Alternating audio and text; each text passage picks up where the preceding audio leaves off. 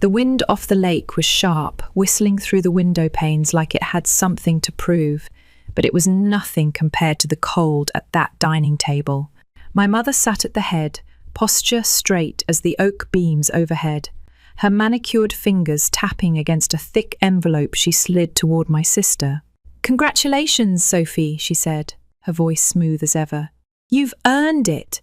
The deed to the estate, the company, every offshore account I didn't even know existed until 2 minutes ago, all hers." I sat across the table, 36 years old, and suddenly feeling 12 again. My palms were cold. I pressed them into my slacks and tried to keep my expression neutral, but Sophie wouldn't look at me. Her lips were tight, her eyes fixed on the envelope like it might bite her. Mark, my stepfather, shifted awkwardly in his seat, his hand resting on the back of Mother's chair like a nervous schoolboy. The only other person in the room, Miss Halpin, the family attorney, sat near the fireplace, her briefcase at her feet, watching everything without a word. Then came the moment I knew was inevitable. "And you, Elliot?" Mother turned to me with that look she always gave me when I tried to explain why I cared about people who couldn't offer her anything. "Still clinging to your illusions, I see." She leaned back in her chair. "You chose to walk away from this family, to chase meaning in some remote village, stitching up strangers for no pay. You abandoned your legacy." I swallowed. Hard. "You never asked why I left." "Because I didn't need to," she snapped. "You left because you were weak, too gentle for this world." She waved a hand like brushing away dust. "Let's get the papers signed." I glanced at Sophie again. Still no eye contact. Mark stared at his whiskey glass like it might give him courage. "Mother, please," I said. "Don't do this." Her eyes rolled. "Spare me the sentiment, Elliot. You made your bed. Lie in it." And that's when Miss Halpin cleared her throat. "Before we proceed," she said, voice low but steady, "there's something else." My mother's jaw tightened. "What now?" Miss Halpin reached into her briefcase and pulled out a sealed yellow envelope. "This was filed 6 years ago by your father, Lionel Whitman. It's a notarized amendment to the estate, to be opened only if an attempt was made to exclude Elliot from his inheritance." The air changed. You could feel it, thick and still, like the lake before a thunderstorm. Mother's mouth opened, then closed, her face pale now, her lips thin. "That's absurd," she said.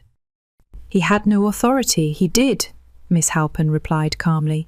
"Your husband never legally challenged Lionel's retained 51% stake in Whitman Timber and Land. He had every right to designate his successor." And then she turned to me. "Elliot, would you like to read it yourself?" I didn't move. My eyes were on Sophie's hands, clutching that envelope like a lifeline. "Read it," I said. "Miss." Halpin unfolded the page, her voice steady, unwavering. "In the event that my grandson, Elliot Whitman, is deemed unworthy by his mother, I hereby transfer full authority over my 51% share of Whitman Timber and Land Corp. to him effective immediately. This amendment supersedes all previous documents concerning company control and estate division." The silence that followed was almost sacred. Even the wind outside seemed to pause, listening. And I, Elliot Whitman, the disappointment, the idealist, the outsider, became the majority shareholder in a company my mother had spent her whole life trying to control. She didn't stand up. She didn't argue. She just sat there, hands trembling on the arms of her chair, as the world she thought she ruled quietly shifted beneath her. My mother didn't speak. Not when I stood. Not when Miss Halpin placed the amendment into the formal record. Not even when I walked over to the chair where she'd once declared our futures, and calmly took my seat at the head of the table. It wasn't revenge. Not really. It was the balance correcting itself. Sophie stared at the fireplace, like it might spit out a different ending. Her fingers curled tight around the now pointless envelope. And Mark?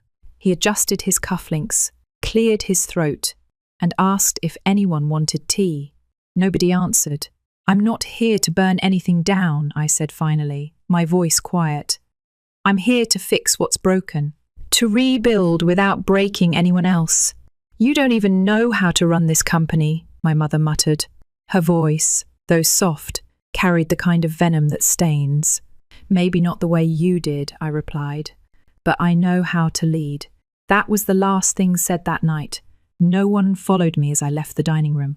My footsteps echoed down the corridor of the house I grew up in, though it hadn't felt like mine in years. Until now. The next morning, I walked into the administrative building of Whitman Timber and Land Corp. For the first time in over a decade, they stared at me like a ghost. No big speeches, no parades. Just a quiet man in a navy coat, walking into the lion's den. I listened before I spoke. I reviewed the books. I visited departments. I met people who barely remembered my name, and others who clearly never forgot it. I took notes. A lot of notes. What I found. Rot. Departments pitted against one another. Promotions handed out like rewards for loyalty, not merit. A warehouse foreman who hadn't taken a proper lunch in 2 years because Sophie said breaks weren't for leaders. 2 engineers who'd been terminated after questioning a supplier switch that saved pennies but risked safety. This wasn't a business, it was a fiefdom. And Sophie was her mother's best student. It came to a head 3 days later. Sophie barged into my office, like she owned the oxygen in the room. She tossed a folder on my desk. "You want to play CEO?" she snapped. "Let's see you survive this." Inside were screenshots, emails, spreadsheets, pictures. All of them pointed to me. Embezzlement, misappropriation of charity funds, fraud. They were fake, and not even particularly clever fakes. "These are fabricated," I said, flipping through. "Can you prove it?" she smirked. "Because the board's going to ask." Her confidence was a costume, but her desperation, that was real. "I'm not trying to destroy you, Sophie." "No," she sneered. "Just everything I've worked for. You were never supposed to win." "I'm not here to win," I said, rising slowly. "I'm here to do the job." The right way. Sophie's expression flickered hurt, panic, then hardened again. "You don't belong here," she said. "This company isn't a charity. It's a battlefield." "No," I replied, locking eyes with her. "It's a foundation, and I'll use it to build, not break." She didn't respond, just turned on her heel and left. But something in the way she walked out stiff shoulders, clenched fists told me this wasn't over. She wasn't defeated. She was regrouping. The first headline hit less than 48 hours after Sophie stormed out of my office. New CEO, accused in charity fraud scandal, Elliot Whitman under fire. The second was worse. Family feud at Whitman Timber, secret inheritance, power grab, and suspicious finances. By the end of the day, 5 more surfaced, most of them quoting anonymous internal sources. All carefully worded to cast doubt. None of them outright lies, but all of them twisted just enough to poison trust. I should have been ready. I wasn't. My inbox melted into red notification bubbles. Investors called. Employees whispered. One board member suggested I consider stepping back temporarily. Temporarily, of course. Just while this clears. The weight of it pressed on my chest, like a cinder block. I didn't sleep that night or the next. I spent the hours combing through server logs, print records, anything to prove what I already knew. The documents Sophie handed me were forgeries. I found pieces, timestamps, IP trails, but nothing that would survive scrutiny in a court of law. Not yet. The worst part wasn't the chaos. It was the silence from the people who mattered most. No message from my mother. No attempt at mediation. Just quiet consent to my collapse. And Sophie? I imagined her sipping wine on the dock, watching the fire she lit spread through the company like dry timber in August. On the third night, I broke. Not loud, not messy, just quietly. I curled up on the couch in my office, suit jacket thrown over me like a blanket. I cried into my arm, muffled and embarrassed, as if anyone was watching. I didn't cry because I was losing. I cried because maybe, just maybe, they'd been right all along. Maybe I wasn't built for this world. A soft knock tapped against my office door. I stiffened, wiping my eyes fast. The door creaked open anyway. Thomas, the maintenance chief, mid-60s, beard like driftwood, voice like worn gravel, stepped inside with a paper cup in his hand. "Thought you could use this," he said, offering it like a peace treaty. I blinked. "You didn't have to. You looked like you needed it," he replied, sitting across from me without asking. I accepted the coffee and tried to collect myself, but something in the stillness of that moment cracked me open again, not loudly. Just a breath that caught and trembled in my throat. "No one ever brought me anything when I cried in this room," he said after a long pause. "So maybe it's time someone broke the pattern." I stared at him. He met my gaze with a softness I didn't expect. "You want to know the truth about this place?" he asked. I nodded. He leaned forward, elbows on his knees. "I've been here 27 years. I've seen what your mother built and what she broke. Seen your sister turn departments against each other. Watched good people get tossed because they asked the wrong questions." He exhaled through his nose. "But you? You looked me in the eye when you walked through the plant. That's rare around here. You listened, and maybe that's not power the way they define it, but it's the kind people follow." I blinked fast. "Why are you helping me?" I whispered. Thomas leaned back, tapping his fingers against his thermos. "Because someone once helped me when no one else did," he said. "And because this company doesn't need another queen or king, it needs a damn healer." I didn't know what to say, so I said, "The only thing that felt right, thank you." The next morning, I walked into the boardroom like I'd been there 100 times before. Inside, the air was stiff with tension. Board members leaned back in their chairs, arms folded, phones face down. One of them, a man named Barrett with a reputation for loyalty to my mother, spoke first. "Mr.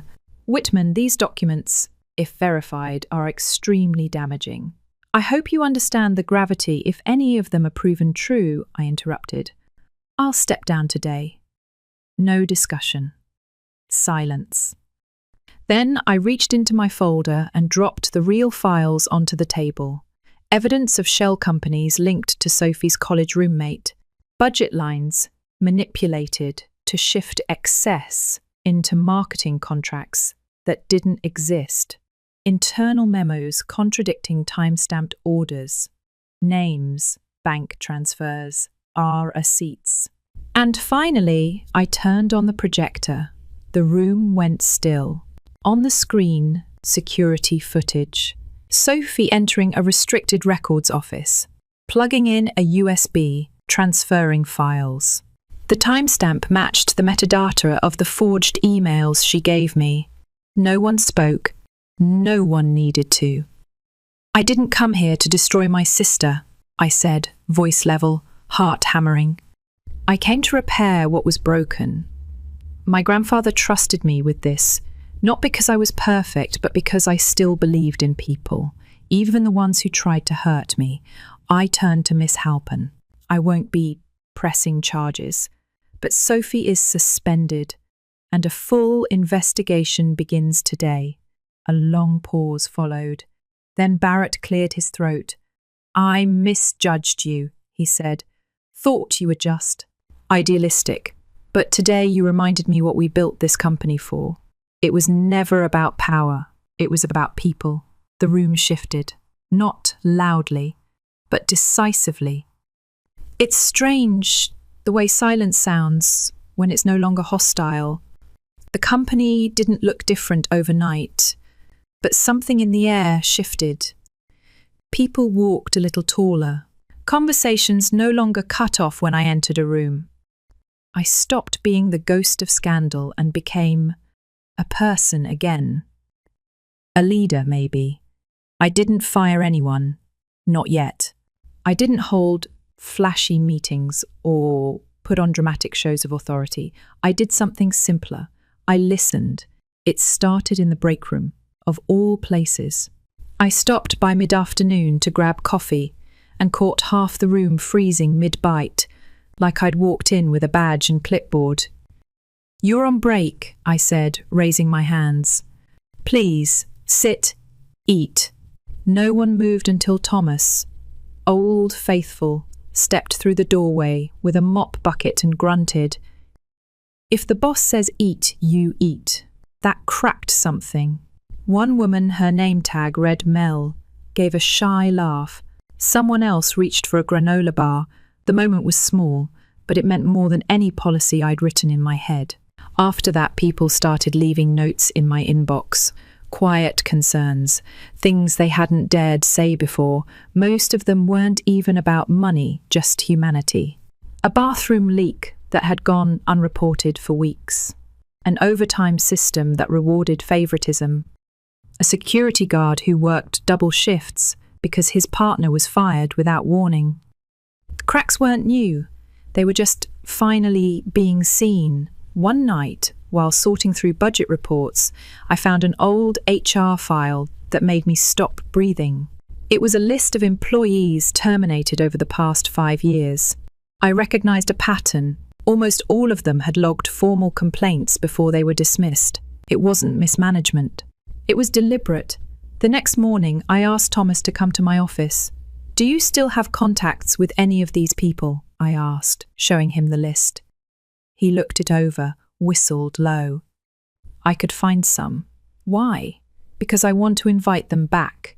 No interviews, no questions, just a letter, letting them know the door is open." He studied me for a long moment, then nodded once. "It's about damn time."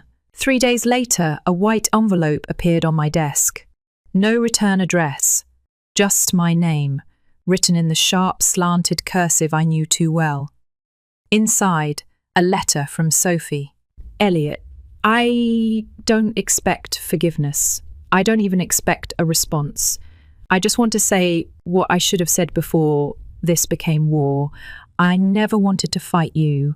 I just didn't know how to be seen unless I was winning. You always had the love I wanted. You didn't even ask for it, you just earned it differently. Maybe I thought if I took everything, I'd finally feel like I mattered. I didn't. I don't know who I am without this company, but I hope you do something better with it than I ever could." Sophie, I read it twice, folded it neatly, and placed it next to a compass my grandfather had left me, a gold-plated relic, weathered with time. His initials still engraved on the back, LW. That night, I stepped outside onto the back porch of the estate and stood in the Montana dusk. The air was sharp but clean. The lake was a perfect mirror, still and reflective, like the first time I'd ever felt seen. I wasn't angry. I wasn't triumphant. I just was. 2 weeks passed. The press went quiet. The board began restructuring. Staff slowly warmed to the idea that integrity didn't have to mean softness. Some even started calling me Dr. W, which felt both absurd and oddly comforting. Then came something I didn't expect. An envelope delivered not to the office but to the old community women's clinic where I'd worked overseas. Forwarded by a nurse friend. Inside was a receipt. A 7-figure donation, made anonymously, in my name, to the clinic's expansion project. No note, no explanation. Just a wire confirmation stamped from a private family fund once overseen by my mother. Barbara Whitman didn't apologize. She never would. But she did this, a quiet gesture in a language we both understood, legacy. And though part of me wanted to be bitter that she'd only act now, when the spotlight had turned, I also knew something else. This was her way of trying. And that, somehow, was enough. I walked into work the next morning with my chin lifted and a file tucked under my arm, resumes from the people we were bringing back. I passed by the portrait of my grandfather near the boardroom, touched the corner of the frame like I always did, and stepped into the meeting. No one interrupted when I spoke. No one scoffed. They listened. Because I didn't just hold power anymore, I held trust. And it had taken everything I had not to lose myself while earning it. It had been over a month since the board meeting changed everything, and in that time I'd started to understand what rebuilding really meant. Not just policies, not just apologies. It meant replanting what had been dug up and tending to what had been left to rot. The company was steady, not flashy, not headline-worthy, but grounded. People no longer whispered when I passed. They greeted me, some even smiled. I'd stopped expecting a message from my mother. No emails, no scheduled meetings, no let's talk hand-delivered by legal counsel. I assumed she'd retreated to wherever powerful people go when their world no longer bows to them. But then, one Sunday morning, I walked into my office and found her there. Barbara Whitman. Seated in the chair across from my desk, legs crossed, hands folded neatly in her lap. No makeup, no power suit, just a thick knit coat and grey at her temples I'd never seen her let grow before. "Security let you in?" I asked. "They still recognise my name," she said evenly. We sat in silence for a long moment. She looked around the office, same walnut panelling, same leather chairs, but it must have felt different to her now. Smaller, maybe, or heavier. "I had to see it," she said, finally. "See what?" "That you didn't burn it down." I didn't respond.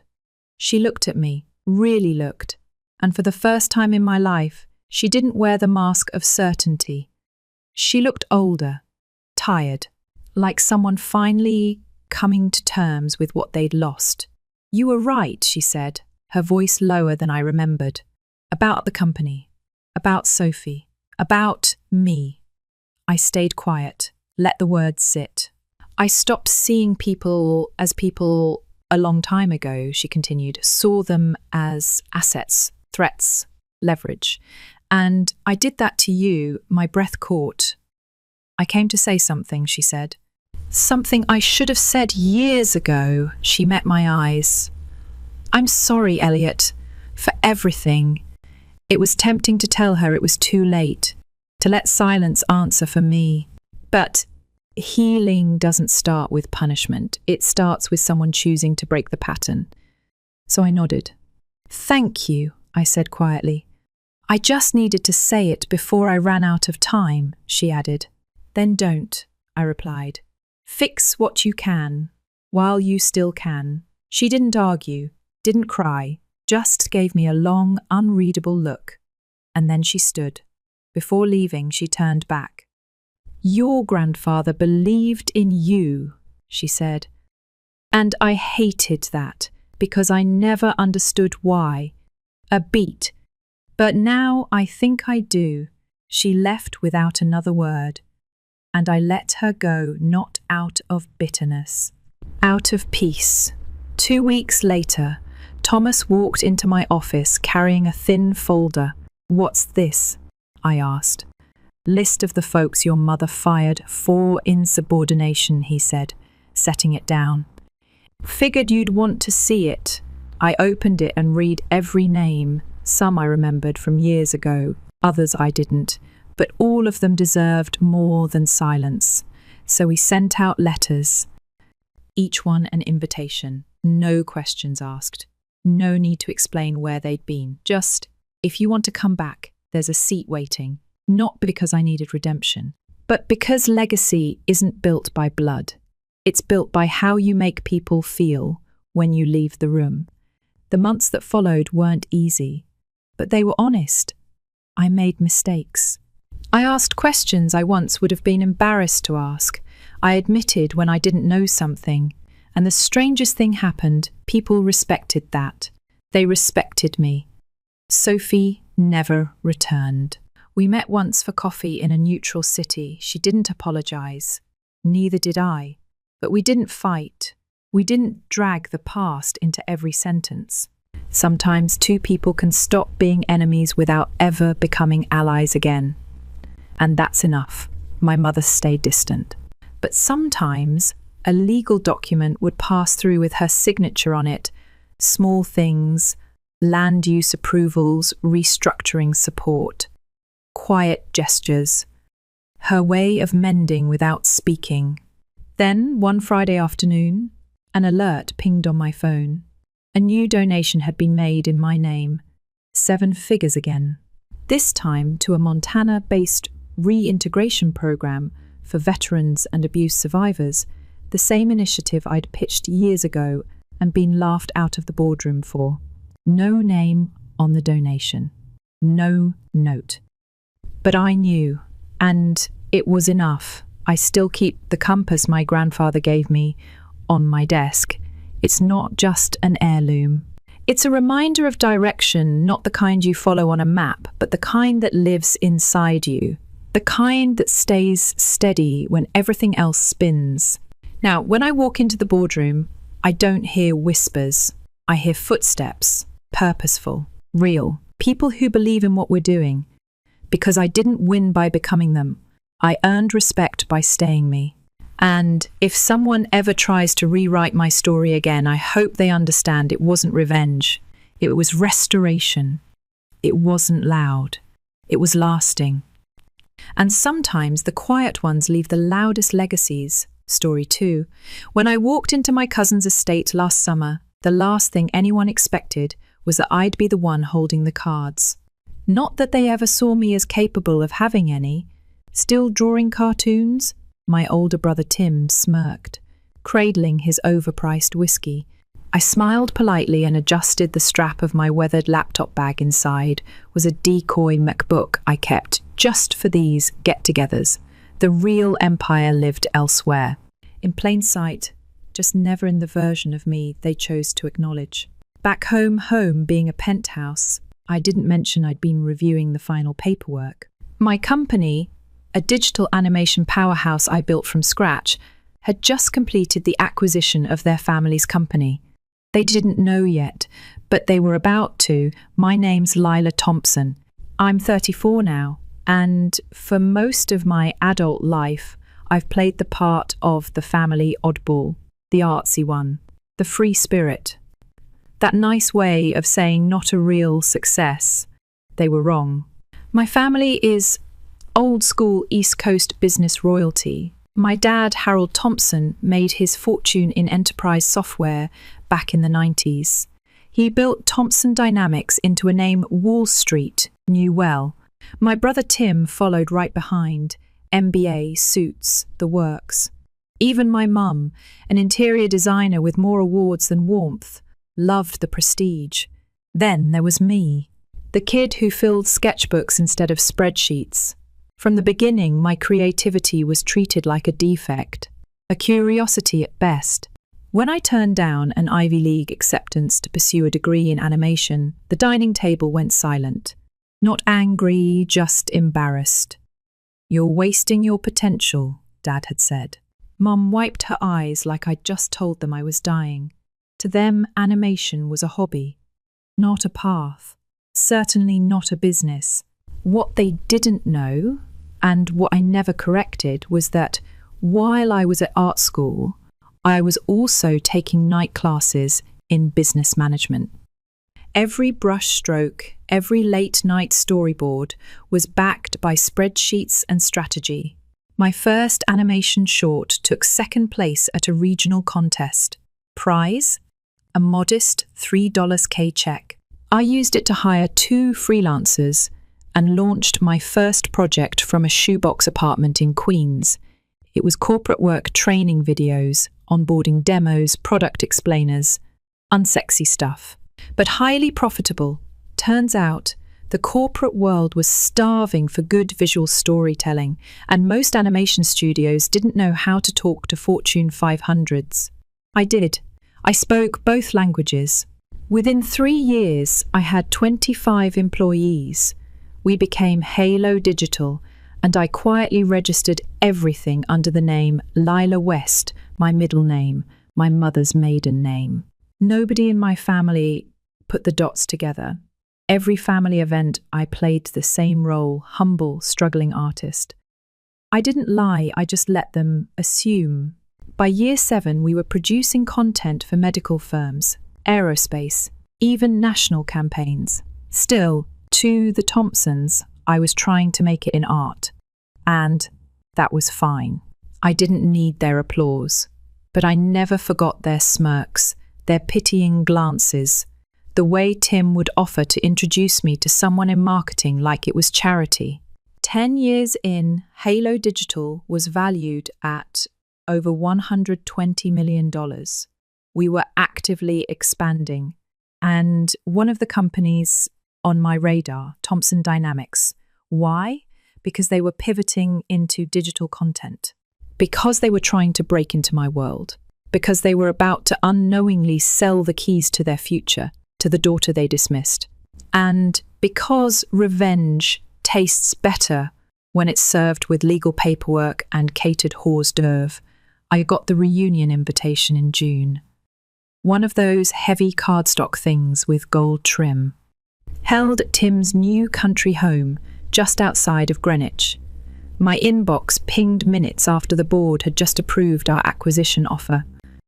My team handled it all under a shell brand. They never saw my name, just Halo Holdings LLC. The plan was simple: show up, stay under the radar, and wait.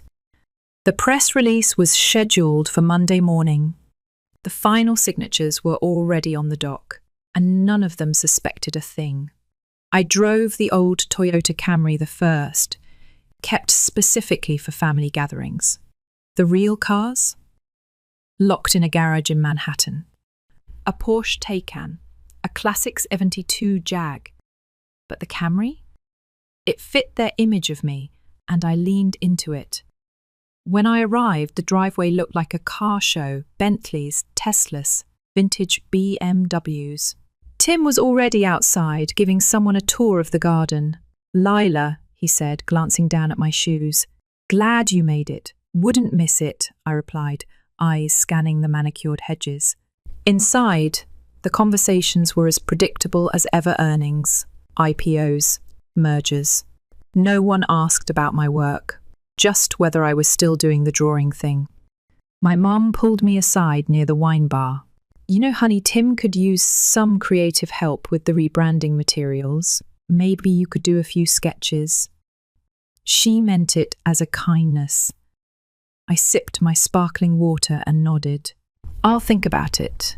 They all thought I was floating. Not drowning, but drifting. Nice girl. Big dreams. No foundation. I let them believe it. The night dragged. The music got louder. I answered the same 3 questions about my little animation gig at least 15 times. When Dad finally cornered me near the study, I knew the pitch was coming. "We've been talking," he began, voice slow with scotch.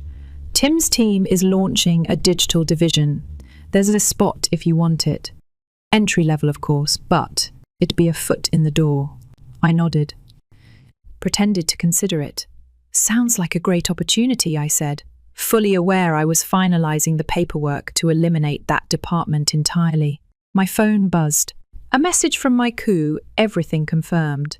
Monday morning. "You're officially the new owner of Thomson Dynamics." Across the room, Tim was bragging about how they were about to crush the digital animation space. I raised my glass to him silently. If only he knew. I barely slept that night. Not because I was nervous.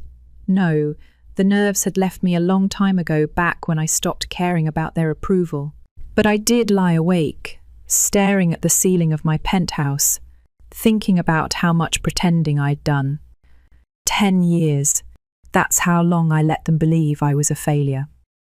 10 years of sitting at the kids' table even when I was 30, of hearing "how's the art thing going?" in that same tone people use when they ask if your startup finally died, of being the punchline at dinners. And now, in less than 12 hours, I'd be standing in the boardroom of a company my family built, owning it. The irony wasn't lost on me. I was up before the sun. Wore a navy blue pantsuit tailored so well it moved like a second skin. Simple gold jewellery. No flashy brand logos, no statement pieces, just sharp lines and silence. At 8:30 sharp, Marcus, my coup, picked me up in a sleek black town car. We didn't say much on the way. We'd rehearsed everything. Not because I needed to, but because I wanted every single detail to be perfect. I didn't want revenge to feel loud. I wanted it to feel inevitable. By 9:00 a.m., we were stepping into the lobby of Thompson Dynamics headquarters, yes, the same building where I used to wait in the car while Dad wrapped up meetings on weekends. The same building where I wasn't allowed to touch anything because this isn't a place for playtime. Funny how things change. The receptionist smiled at Marcus, then looked at me curiously. She didn't recognize me. That was fine. I wanted the surprise to land all at once. When the elevator opened to the top floor, I could already hear Tim's voice booming through the glass doors of the boardroom. "We're on the brink of a major pivot," he was saying. "Once this partnership is locked in, we'll have full control of the digital space." I stepped in quietly. Every head turned, and for a second, no one spoke. "Lila," Tim blinked. "What are you doing here?" I set my briefcase on the table and nodded toward Marcus, who began passing out folders. "This is a closed meeting," Dad said, frowning. "Security? She's fine," Marcus cut in calmly. "She has full access. Check the paperwork." I opened my folder. Slide 1. Halo Digital Acquisition of Thompson Dynamics. Effective as of this morning. "What the hell is this?" Tim asked, flipping pages. His face was pale.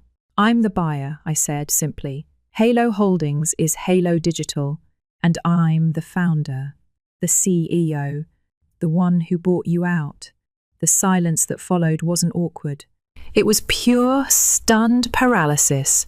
Dad leaned back in his chair, staring down at the signature pages. His initials were right there. He'd signed them last week, thinking it was just a mid-tier tech firm looking for back-end infrastructure. "You bought us," he said finally, voice flat. "I did." Tim's jaw clenched. "This is some kind of joke." "Nope, it's just business." I turned to the board.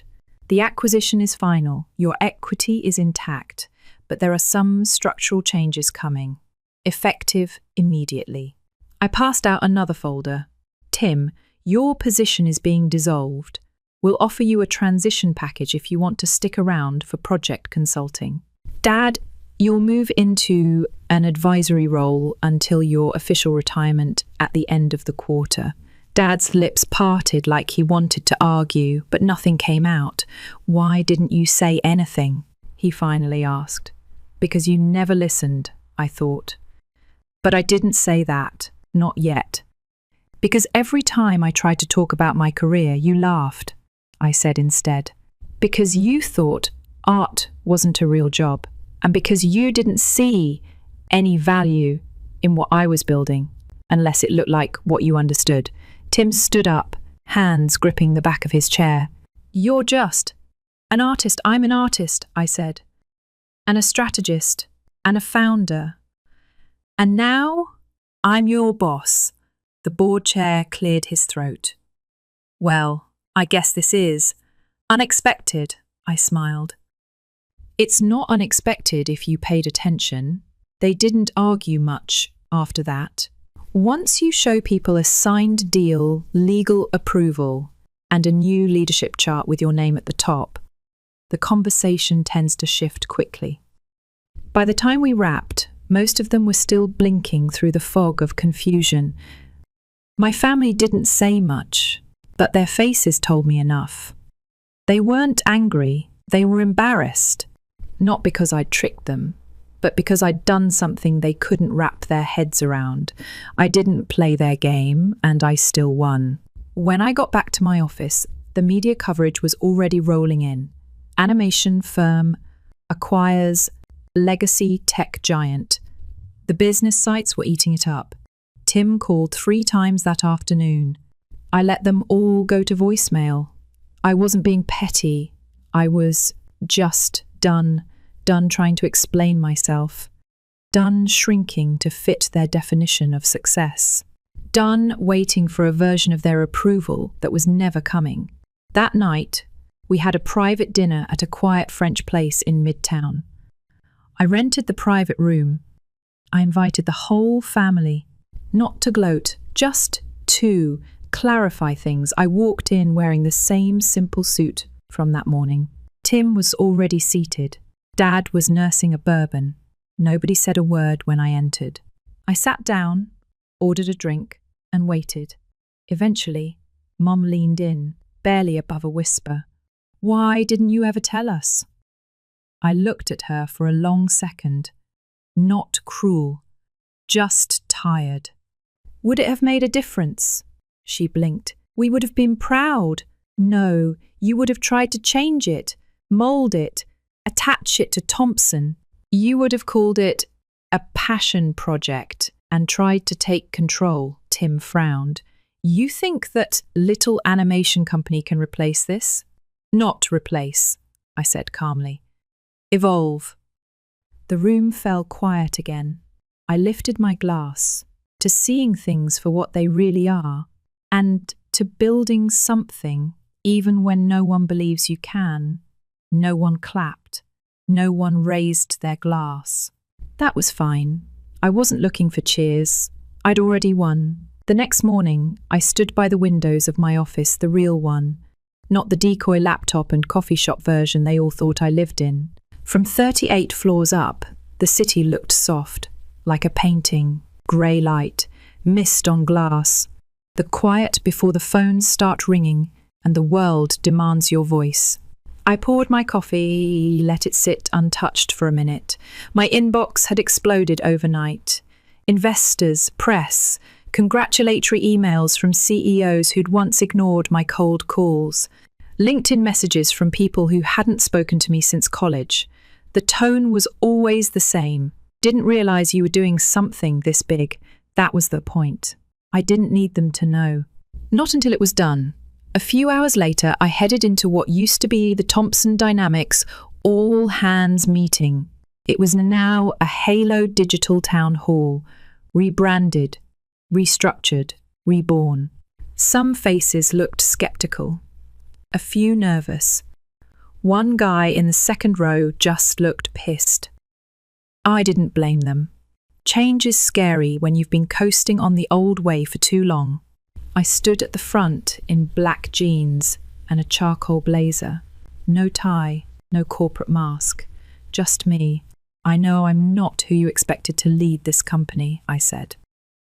And I know some of you probably Googled me last night and asked yourself, who the hell is Lila West? That got a few awkward chuckles. Well, I built Halo from a second-hand desk and a 10-year-old laptop. We started with client explainer videos and grew into immersive virtual training systems for Fortune 500s. What we lacked in size, we made up for in vision, a pause. And now we're going to rebuild this company into something better. Not by cutting people, not by gutting the culture, but by adapting, innovating, listening. I scanned the room. I'm not here to erase what you built. I'm here to finish what I started. And if you're willing to try a new way of doing things, there's a place for you here. After the meeting, people came up. Some were hopeful. A few were cautious. A few told me in quiet voices that the old leadership had been stuck. "This might be what we needed," one of them said. "And That meant more than any headline. Later that afternoon, Diana's sorry, Tim showed up at my office, unannounced, still looked like he hadn't slept. His blazer was wrinkled, tie crooked. I let him in anyway. He looked around the space-clean lines, calm light, walls covered in concept art and innovation charts. This is yours? He asked. I nodded. Has been for a while. He stood awkwardly for a moment. I don't get it, he finally said. How did we not know? Because you weren't looking, I said. Not angry, just honest. You saw what you wanted to see. He rubbed the back of his neck, pacing. I thought you were just playing around. You did, I said. So did Dad. So did everyone. He sat down in one of the armchairs across from my desk. Looked smaller than I remembered. You know, he said, if you told us what you were doing, you'd have tried to shape it. Make it look like Thompson. Turn it into a side division. Brand it with your logo and your metrics. He didn't argue. You were the golden boy, I said. You were handed the keys. I had to build the road first. Tim looked away, then back at me. So, now what? I leaned back in my chair. Now, we rebuild. You can be part of it. Or not. Your call. But the rules are different this time. He looked down at his hands, and then, finally, he nodded. I'll think about it. That was enough. By the end of that week, the news had fully settled. Clients called in with cautious optimism. Investors leaned in. Internally, we got to work new systems, creative labs, restructuring admin flow. The Thompson name phased out gently. Not erased, just archived. Mum emailed me, said she was still processing. Asked if I'd come by for dinner. I said I'd think about it. One night I pulled out an old sketchbook from my closet, the same one I used in college, corners worn, cover fraying. Inside were the first storyboards I ever drew, the ones I used to imagine, worlds I'd never been allowed to create in real life. Near the back, I'd written something in tiny letters. Success isn't what they say it is. It's doing what they said you couldn't, and not needing them to clap when you do. I closed the book and smiled. That weekend, I walked the High Line with a coffee in one hand and silence in the other. My phone buzzed a few times. Family, press. Some board members still confused about who I was. I didn't answer. Not because I was bitter, but because the story had already been told. Quietly, sharply, completely. Sometimes you don't have to shout to be heard. Sometimes the loudest thing you can do is walk in quietly and show them what you've built while they were too busy looking the other way. Story 3, they said it was a vacation. Just the three of us. No work calls, no siblings, no passive-aggressive car rides. My name's Mira. I was 17, burned out from high school and burnt bridges, when my parents dropped the surprise, we're taking a trip to Portugal. Fresh start. I wanted to believe them. Honestly, I needed to. I'd been screwing up, skipping class, getting into stupid fights, failing math like it was a hobby. My mum called it a rough patch. My dad just didn't talk much. His silence was a language in itself. So, when they said they wanted to reset, to reconnect, I clung to that hope like a lifeline. The first few days were awkward but manageable. We walked along cobbled streets, ate custard tarts by the water, and pretended we were a functioning family. My mum even took selfies with me outside castles she couldn't pronounce. For a minute, I let myself believe maybe this was the turning point. Spoiler, it wasn't. We were supposed to fly home on a Monday morning, had breakfast together, buffet eggs, burnt toast, and the strained small talk of people who've run out of ways to lie to each other. My mum was wearing her bright red lipstick, the one she saved for job interviews and divorce lawyer meetings, My dad had his usual black coffee and unread newspaper. Then she said it. "We're just running down the block to pick up souvenirs. Be back in 15. I didn't even look up.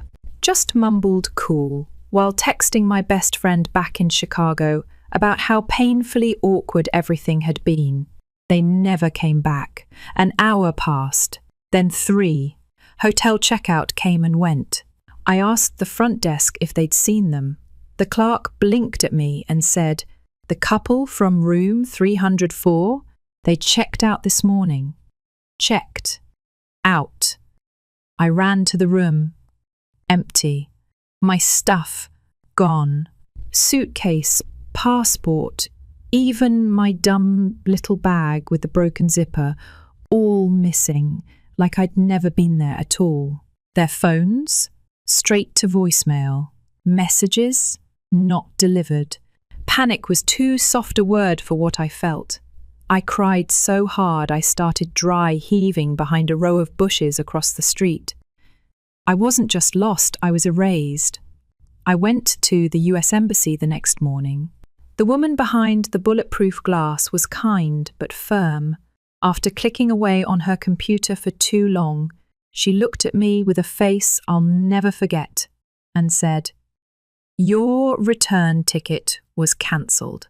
Your name has been removed from their emergency contact and insurance. I'm really sorry. They hadn't forgotten me. They removed me." That night, shivering behind a closed bakery, I found a note, stuffed into my denim jacket pocket. It was my mum's handwriting, neat and sharp. "You're 17, old enough to survive." That was it, no explanation. Just one sentence that broke me harder than any screaming match ever could. The first week, I barely slept. I curled up near the bakery dumpster where it was warm enough to not die. I stole bread crusts, begged strangers in broken Portuguese, and cried when no one was watching. On day 4, I got caught trying to swipe a cooling roll off a tray. That's when I met Rosa. She looked like someone's grandmother, stern bun, flour-covered apron, and eyes that could split granite. She didn't yell, didn't scold, just said, "If you're hungry, you work." That sentence saved me. Rosa ran the place alone, let me scrub pans and carry sacks of flour heavier than I was. She didn't ask questions, and I didn't give answers. That night, she handed me a blanket and pointed to a cot wedged between a sack of sugar and an old espresso machine. It wasn't a home, but it was shelter. She never asked what happened. I think she already knew. Weeks passed. I learned enough Portuguese to follow basic orders. Knead, clean, fold. Rosa wasn't warm exactly, but she was consistent. And when you've been abandoned, consistency is kindness. Sometimes while wiping down the counters, she'd mutter things like, "My daughter loved bread that much too." But she never mentioned her again. One night, she left a misshapen loaf, too ugly to sell, wrapped in paper by my cot. She did that every night after. A silent ritual I never questioned. I found a busted laptop behind a recycling bin. Spent a month fixing it with parts from a repair shop that sometimes let me work for Wi-Fi time. I enrolled in an online GED program, studied in the bakery's back room while surrounded by the hum of fridges and the smell of cinnamon. That stupid note from my mum. I kept it. Not out of love, but as proof that I was still standing, still surviving. Then something shifted. I read an article in English about a small shipping company in Lisbon, restructuring. I had €200 saved in a sock for new shoes. I threw it into the stock. It tripled. It was the first time in forever I felt like more than a ghost. I started studying every business article I could get my hands on, found PDFs of Warren Buffett's essays in online forums, translated financial blogs. Obsessed. Rosa caught me once with spreadsheets open, muttered, "Playing CEO now?" and smirked. By 20, I had clients. By 22, I was helping local shop owners optimize inventory and manage online orders. I registered a legit consulting firm under a Portuguese alias. Nothing flashy, just real. I never posted about my work. I didn't want my name out there. I wanted peace, distance, power in silence. But no matter how far I climbed, part of me was still that girl on the sidewalk, looking for parents who'd already erased her. That part never really dies. You just learn to build around it. And then one morning, Rosa slid a newspaper across the counter. "You might want to look at this," she said, barely glancing up from her coffee. At the bottom of the business listings, in small bold text, foreclosure, single-family property, Tallahassee, FL, my parents' address. I stared at the street name like it was a ghost. They'd bought that house after ditching me, paraded it on social media as their new beginning. Now, it was slipping through their fingers. Something inside me, something cold, sharp, and old, stirred. I booked a flight. The flight back to the US didn't feel like a homecoming. It felt like reconnaissance. I hadn't been on American soil in almost a decade, and I wasn't coming back to catch up or forgive. I was coming back with a plan. Quiet, sharp, legal. I travelled under my business name, Mira Lopes Consulting, a legit Portuguese entity with tax records, client testimonials, and enough financials to blend in with the bidding crowd. I didn't use my birth name, not because I was hiding, because I wasn't theirs anymore. The house was listed in a foreclosure auction, tucked behind a county clerk's office in a sunny Florida parking lot. Picture plastic chairs, retirees with tablets, real estate agents in khakis, and exactly one bakery-raised revenge girl in dark sunglasses and a pressed blazer. Rosa came with me. She stood calm beside me, hands folded around the bidding card, like she'd been doing this her whole life. When the auction started, I barely spoke. Just whispered numbers to Rosa, and she raised the card without hesitation. No emotion, just business. Some guy tried to outbid us, boat shoes, squinting like we were lost. But Rosa didn't blink. When the final call came, sold to bidder 287, I didn't cheer. I didn't even breathe. I just nodded. That house, their house, was mine. The one they moved into after leaving me halfway across the world.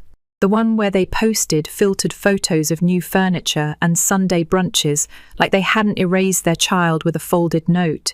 Now it was legally mine, down to the mailbox. A week later, the official notice went out. Certified mail, with all the necessary legal garnish, ownership transfer, 30-day vacancy required, no negotiation. I don't know what I expected. Screaming? Silence. A handwritten apology on floral stationery. What I got was a phone call from a lawyer. The voice on the other end asked if Miss Lopes would be willing to meet with the current occupants of the home to discuss terms. I said yes. I didn't tell Rosa who we were meeting. I didn't need to. She knew. The meeting took place in a neutral little real estate office, all laminate wood and stale coffee. I arrived 10 minutes early, sat facing the door, back straight, breathing steady. They walked in late. My mum first, beige sweater, oversized sunglasses, pretending this was beneath her. My dad behind her, quiet, holding a worn manila folder like it could protect him from what was coming. They didn't recognize me. Not right away. I waited. Then I took off my glasses. That's when it hit them. My mother froze, lips parted. My father looked like someone had unplugged his spine. I let the silence do the heavy lifting. You left me, I said. No money, no passport, no goodbye. My mum fidgeted. We thought it would be easier if we disappeared. Easier for who? I asked. not really needing an answer. "You were impossible to live with," she said, voice getting brittle. "Always dramatic, always fighting." I cut her off. I was 17. My father still hadn't said anything. I turned to him. "Say something." He swallowed hard. "Your mum thought—" "I didn't ask what she thought," I said. "I asked why you let it happen." He couldn't meet my eyes. "I didn't think you'd survive." "Well," I said, "you were wrong." And then I slid the deed across the table. Signed, stamped, done. My mother looked like she might pass out. My father just stared at the paper like it was in another language. Rosa stepped in from the side room, clipboard in hand, professional face on. "You'll need to hand over the keys within 30 days, she said. "You'll get the full timeline by mail." That's when my mother finally cracked. "You can't do this. We're your parents." I just looked at her. "No, you were. You made your choice in Lisbon." She started to cry. Not real tears, not at first. The kind of crying meant to make you feel guilty. But it didn't land. Not anymore. Rosa placed a sealed envelope in front of her, instructions legally binding. My father's hands were trembling. I didn't feel sorry for him. I didn't feel much at all. I stood up to leave. "Why now?" my mum asked. "After all these years?" I paused, looked her in the eye. "Because I didn't need you to come back," I said. "I needed you to know I did." And I walked out. They posted about me after that. Claimed I was ungrateful. Said I'd come out of nowhere, manipulated some technicality, and stole their home. I didn't reply. Let them write their stories. I was too busy building something real. I didn't just take the house. I rebuilt it. The siding, repainted, the kitchen, new floors, new counters. We pulled down the cheesy live, laugh, love signs and replaced them with bookshelves, warm lighting, and soft blankets. We turned the master bedroom into a shared dorm space, 2 bunk beds, new sheets, lockers for personal things. We called it the second door because some kids never got to walk through the first. Rosa started teaching again, baking classes every Wednesday. Girls just like I was, too young to be alone, too old for anyone to legally care. She taught them how to shape dough, how to measure with instinct, how to keep going even if your bread collapsed the first time. I taught them how to set up bank accounts, build resumes, find Wi-Fi. I showed them how to make money that didn't depend on someone else's approval. The first week, 6 girls showed up. 1 wouldn't speak. 1 flinched every time someone laughed. 1 cried just getting new socks. Rosa smiled and said, "Let them breathe. The rest comes later." That night, I stood in the backyard of the house they abandoned me for. The air smelled like cinnamon and lemon soap. Laughter came from the windows. Not hollow, not fake, real, full. Rosa stood beside me, sipping tea from a chipped mug. "You still feel like you don't have a home?" she asked. I looked at the lights inside, at the shoes by the front door, at the girl braiding her hair in the hallway mirror, the one curled up on the couch, finally asleep. "This isn't just home," I said. "It's where we all begin again." I thought that was the end of it. I thought buying the house, rebuilding it, turning it into something real would be the closing chapter. I thought I could walk away and let the silence settle. But people like them, they don't sit in silence. They don't reflect, they spin, they reach, they panic. 3 weeks after they moved out, left the keys in a cheap envelope at the real estate office and vanished like ghosts. The posts started. Photos of their old home, tagged, stolen. Comments about betrayal. Words like brainwashed, ungrateful, twisted. They made it sound like I was some stranger who showed up out of nowhere and took everything from them. They never used my name, but they didn't have to. The tone said it all. At first, I ignored it. Let them scream into their echo chamber.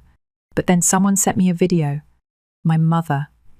on some live stream with a friend of a friend, crying on cue, telling a story where they were the victims, just loving parents trying their best who lost their daughter to bitterness. And I almost laughed. Almost. But it hit me suddenly. They still didn't get it. They didn't understand that I didn't need them to admit what they did. I didn't need revenge like fire and ash. I just needed the story to be mine again. And it was. We kept building, quietly, week by week. More girls came to the house, some from shelters, some from nowhere in particular. One had nothing but a plastic bag of clothes and a notebook full of poems. Another walked in with bruises under her sleeves and didn't speak for 3 days. But when she finally did, her first words were, "Do I have to go back?" And I said no, because I knew what it meant to beg the world not to send you back. We called the house Second Door, out loud now. Even painted it on the mailbox. There was no plaque, no big launch, just the name and a quiet understanding. Here, you start over. Here, no one erases you. Rosa kept teaching. She'd hum old folk songs in the kitchen while the dough rose. Sometimes I'd catch her staring at the girls, like she was seeing something she thought she'd never get back. One day, she left a small photo beside my laptop, black and white, a little girl with flour on her nose and wild curls. "My daughter," she said. I didn't ask where she was now. She didn't say. Some losses don't get explained, they just live inside you, quietly shaping who you shelter. Months passed. We built a garden in the backyard. The kind that grows crooked at first, but then surprises you. Mint, tomatoes, even sunflowers that lean toward the house like they were grateful. One night, as we finished dinner, leftover stew and fresh bread, a girl named Kiara asked if she could hang lights on the back porch. "Something soft," she said. "Something that doesn't feel like survival mode." And I nodded, because I knew exactly what she meant. That night, I stood outside under the glow of tiny yellow bulbs, strung above the cracked patio. I thought about how far we'd come, about the girl I was, back in Lisbon, behind a bakery, shaking from cold and grief, about the people who made me believe I wasn't enough. And I felt no hatred, just distance. That was the real power. Not proving them wrong, not shouting my truth at the top of my lungs, just standing still, whole, unbothered, free. A few weeks later, Rosa got a letter, handwritten, addressed to the new owner. It had no return address, but I recognized the handwriting immediately. My mother. It was short. "Whatever you think we did, we were trying our best. We didn't know how to help you. You scared us. You were falling apart and we couldn't afford to fall with you. We thought maybe you'd hate us less if we left. I know we were wrong. I hope you're happy now." I folded it up, put it in a box, didn't answer. Sometimes closure isn't a conversation. It's choosing not to let someone back into the space they abandoned. 1 year after we opened Second Door, we hosted a small celebration. Nothing fancy. Just music, warm food, and a slideshow of all the girls who'd come through. Kiara gave a toast.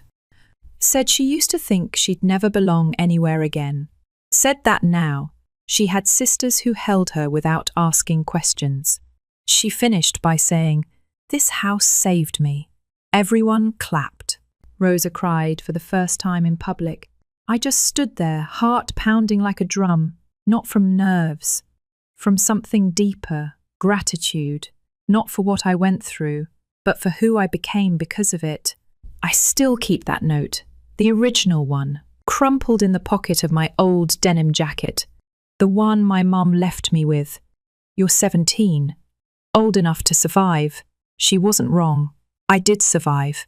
But I didn't stop there. I turned survival into sanctuary. I turned exile into empire. And I didn't do it out of hate. I did it because someone had to show the next girl that she could start again, even if the first door slammed in her face, especially then. So if you ever find yourself in the dark, holding a note that says you're on your own, come find us. The light's still on, and the door's open.